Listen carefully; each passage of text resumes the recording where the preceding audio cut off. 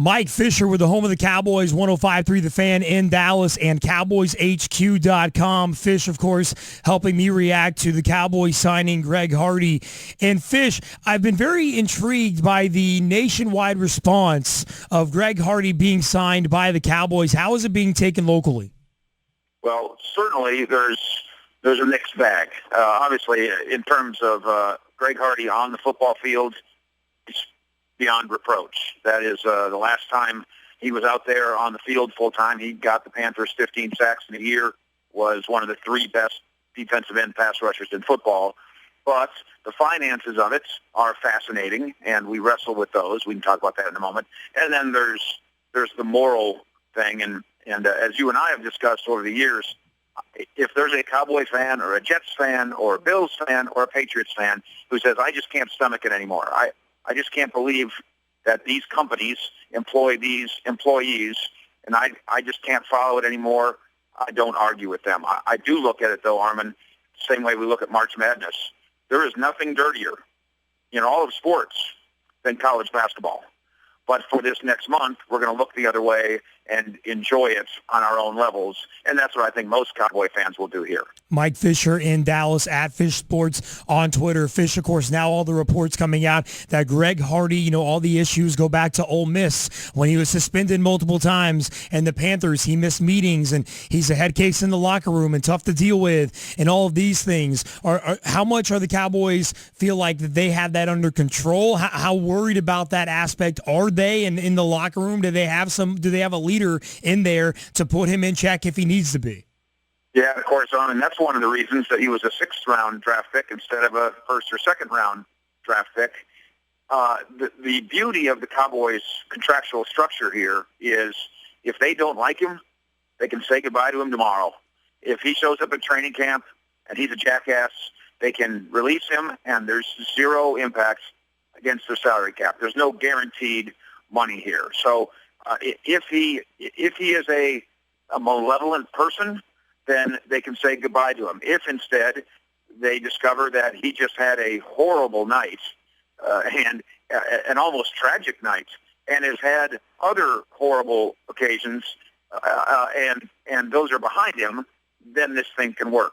Somebody, just like if you're a 7-foot basketball player or you're a left-handed pitcher, somebody's always going to give a talent like this a second chance. Mike Fisher in Dallas, 105.3 The Fan, home of the Cowboys. Fish, you mentioned the structure of the contract. The Cowboys did it in a way. I mean, this seems kind of with today's age that NFL teams, we saw it here locally with the Bills protecting themselves with Richie Incognito. That seems to be the direction we're headed financially. Then can you touch on that along with the idea that where we're at right now with the NFL, they can still suspend Greg Hardy? I'm curious as to what the Cowboys are hearing as to how long that suspension could be. Yeah, outside of Cowboys headquarters, they don't think it's going to be 6 games. They think it'll be 4. And, of course, he'll appeal that. And the contract reflects the possibility that he sits out games. He won't get paid for the games that he's suspended for in terms of roster bonus. But that thing is structured in such a way that it only has a $3.2 million salary impact now. But if by the end of the year he's got 8 sacks and played 12 games, well, now all of a sudden it becomes a $12 million payday for him. So they didn't get him free. They didn't get him second-tier money if he performs the way they think they did. They got him second-tier salary cap impact. And if they get to Week 17 and he just got done with, getting his 8th sack in 12 games and they end up paying him $10 million for it, they'll be just fine with that. Mike Fisher in Dallas, 105.3 The Fan. Now, Fish, Dale Hansen, someone you and I know very well. I've been playing his clips today on the show. Dale Hansen attacks Jason Garrett, questioning Jason Garrett's integrity. Fish, my take on this is that Jason Garrett is partially there because he gets along with Jerry, a.k.a. Jerry makes those calls. Jerry makes those shots. Isn't that known? Isn't that accepted? I was surprised by Dale Hansen's rant last night. Well, I've been friends with Dale for 25 years and love him to death. I'm always careful, first of all, to call somebody else a hypocrite. I want to be careful that I have all my behavioral ducks in a row, and since I don't, and since you don't, And since Dale doesn't, I want to be careful there. Now, Dale is a very passionate and a brilliant guy, and he means every word he says. But Jason Garrett is working under not just Jerry, but also working under Steven. And to call Jason Garrett a hypocrite when he's trying to assemble a football team with the, quote, right kind of guys, but at the same time, a football team that can contend for a Super Bowl, in that sense, he's doing the same thing that the Bills and the Patriots and the Jets are doing. Different teams have different levels of tolerance for this, depending on their circumstances. The Ravens could have never have done this. The Ravens right now, post Ray Rice, are releasing guys every time they steal a pencil out of the front office. There's other teams that can tolerate this or believe they can, and the Cowboys right now are one of those teams. As I said here on 105.3 Fan about Dale, and again, he's a big boy, so he can take it when I joust with him like this.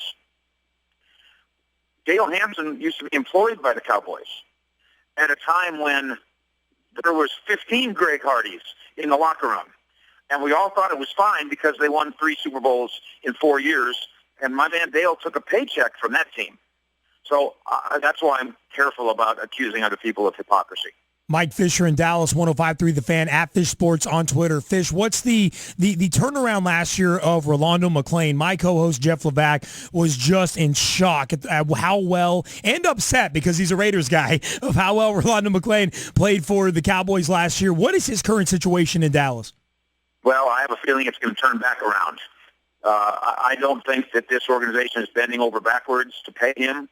I know they've touched base and even exchanged ideas. I don't think he likes their idea. I think the coaching staff finds Rolando McClain to be not quite reliable enough. As gifted as he is, I've talked a lot about what an enigma he is in the locker room.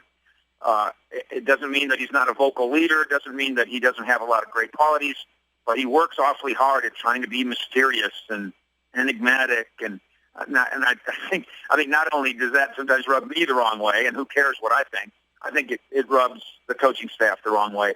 My prediction is the starting middle linebacker for the Cowboys this year will be Jasper Brinkley, the former Viking who they signed this offseason. Wow, Mike Fisher at CowboysHQ.com and Fish, on that website, on your website, you guys have broken down as to why Darren McFadden is a Dallas Cowboy when it comes to the running back position and replacing DeMarco Murray. What else do the Cowboys do at that position?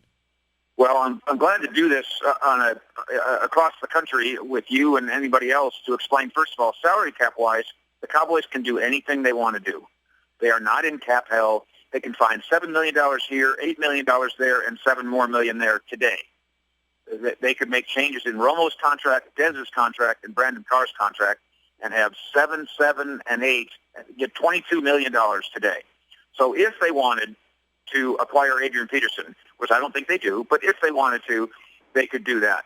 I think they start talking now about this draft and believing that they just got themselves a premier pass rush defensive end, something they probably weren't going to get at pick number 27, and maybe that helped motivate this move. Now you start looking at Gurley as a first-round running back, as Coleman as a second-round running back, and I think it's important not to look at Darren McFadden necessarily as the next starting running back of the Cowboys, but as a possible replacement for Joseph Randle, who, as far as we know, still hasn't pulled his fist out of the windshield in Wichita. Mike Fisher, 105.3 The Fan in Dallas. And Fish, any updates to the Dez Bryant situation? The plan is unchanged. It's not done. They need it to be done. It would help their cap to get Dez Bryant's his Cowboy for Life contract, which the way we've played around with it at CowboysHQ.com can be 7 years, $100 million, and give the Cowboys room. He counts $13 million right now. Do this deal, and you can cut his cap impact from 13 right now, all the way down to 5. The Cowboys and Dez want to get that done before July 15th. That's the deadline at which, if you don't get it done, then you are stuck with the franchise tag for the entire year, something that neither side wants to do. That really is not beneficial to anybody. I think they'll get it done by July 15th. He's Mike Fisher, genius when it comes to Dallas sports, Cowboys especially, CowboysHQ.com, 105.3 The Fan of Dallas. Follow him on Twitter, @FishSportsFish, man. Always appreciate your time. Thanks, nephew.